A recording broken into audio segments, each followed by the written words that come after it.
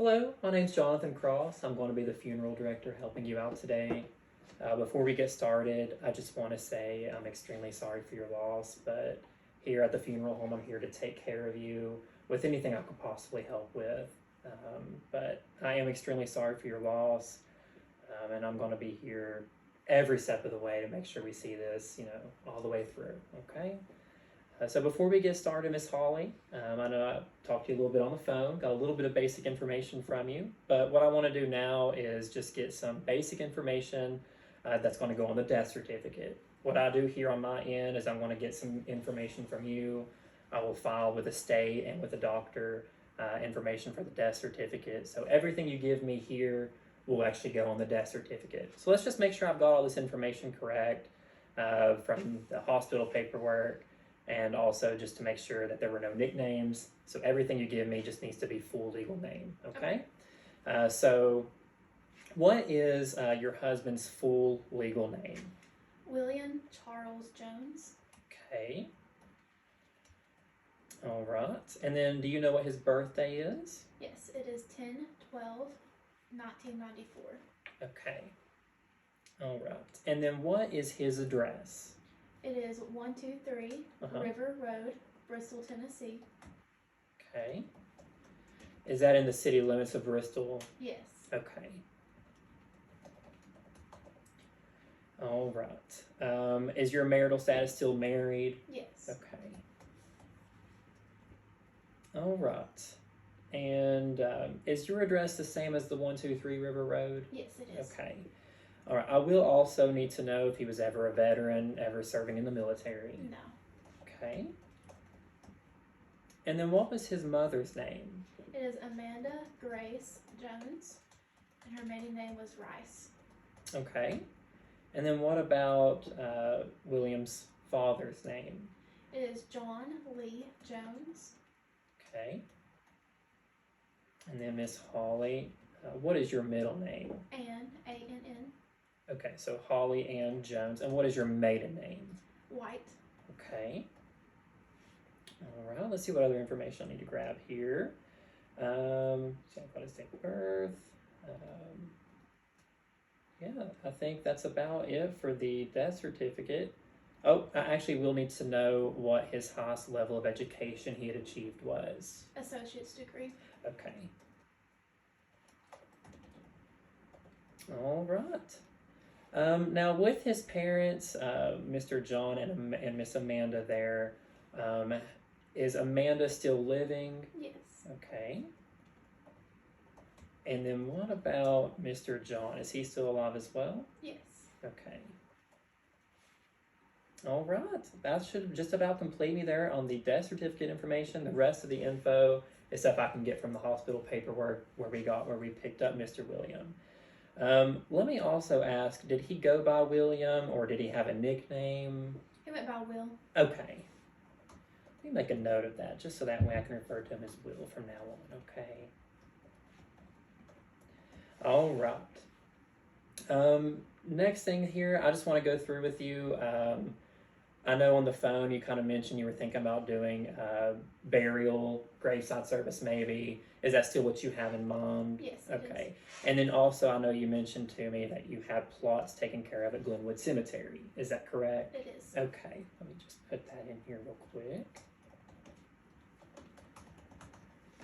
Okay. And I know you said specifically you're wanting to do a graveside service, which we'll definitely help you with. We'll go through all that step and get all that information here in just a little bit. But are you thinking about doing a visitation, funeral service, anything like that with the graveside service? What are your thoughts about doing? Yeah, I think I'll do the full services. Okay.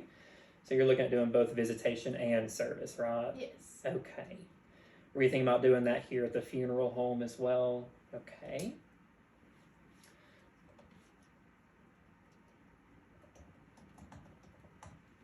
All right. Have you given any thought about when you'd like to do that visitation? I could do just about any day, any time. Is there a certain day you're looking at?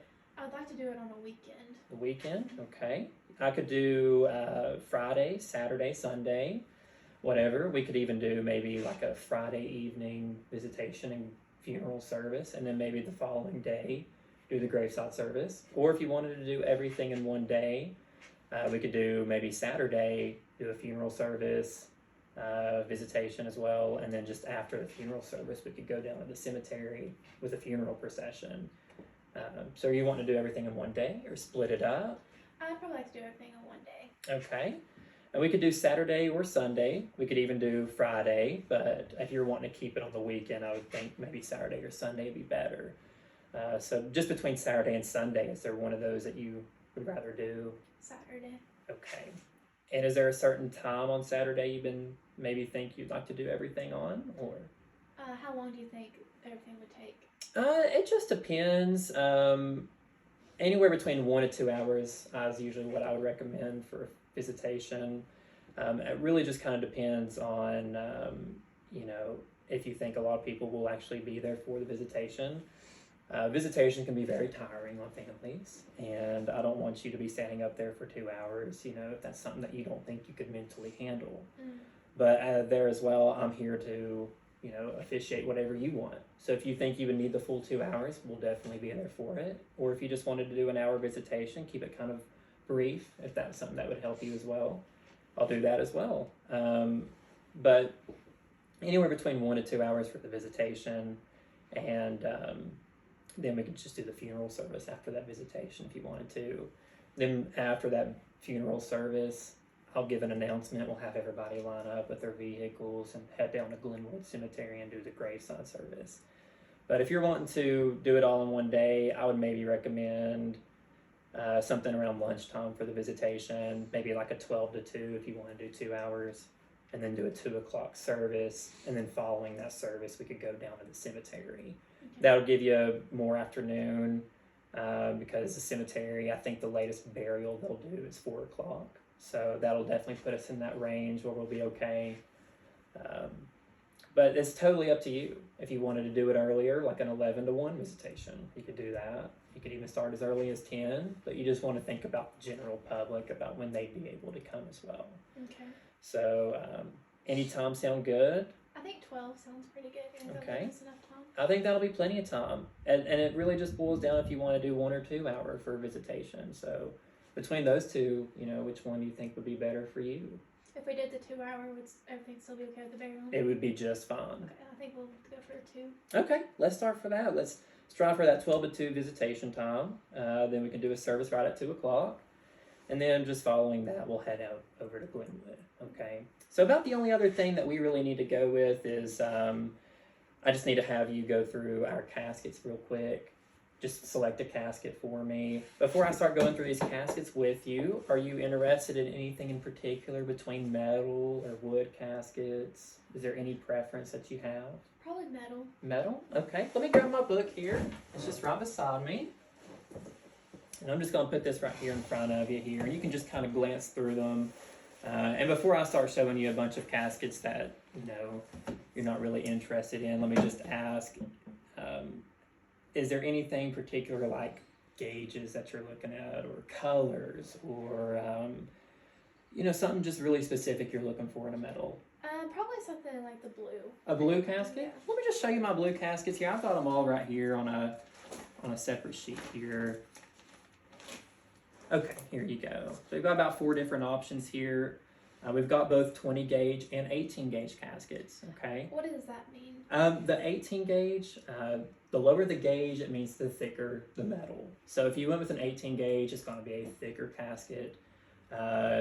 Thicker, the higher the gauge, the lower the gauge, the more it's going to be able to, withstand the earth or anything like that. So 18 gauge, you're looking at it going to be a little bit pricier, but you're going to get the protection for a longer period of time before maybe rust starts getting in there or something like that. Also, all the 18 gauges we offer are gasketed. Gasketed just means that it gives it a complete seal. It makes it airtight. The 20 gauges we offer are non-gasketed, which means that they don't get a complete air seal. They still snap shut on the lid, they still close. You just don't get that full airtight seal that you would see in the 18 gauges. So your 20 gauge caskets are a little bit thinner and less expensive, whereas the 18 gauges you're looking at paying a little bit more for.